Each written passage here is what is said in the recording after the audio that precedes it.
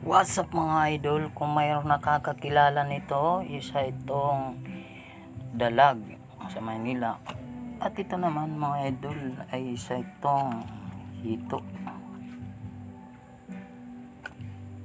Lulutuin ko yan mga idol.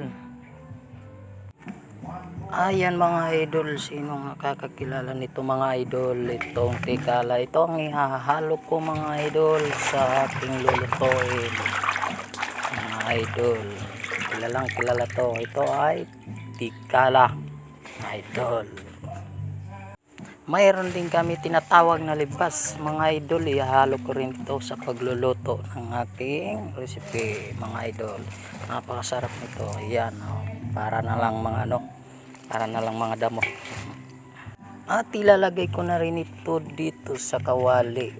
Yan ay tinutupi lang yan mga idol. Tinutupi lang yan bago ilagay dyan ang isda. Ito ang nagpapabango mga idol. Mabango ito, tikala. At ilalagay na natin itong hito. Ayan o. Oh mga idol. Masarap ito mamaya na ulam.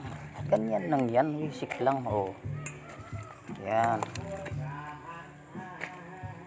Halagang 200 pesos. Ay ulam na.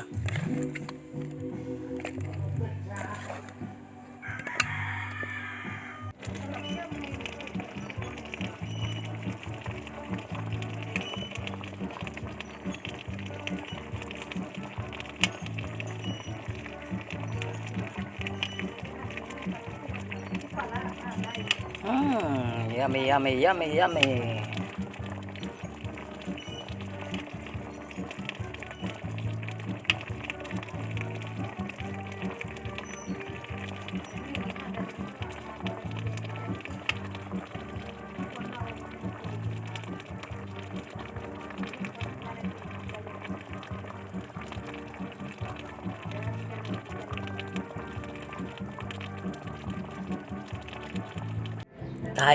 Kain.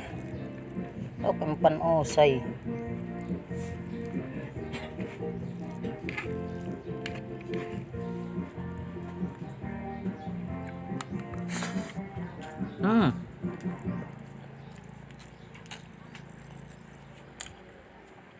Ayan.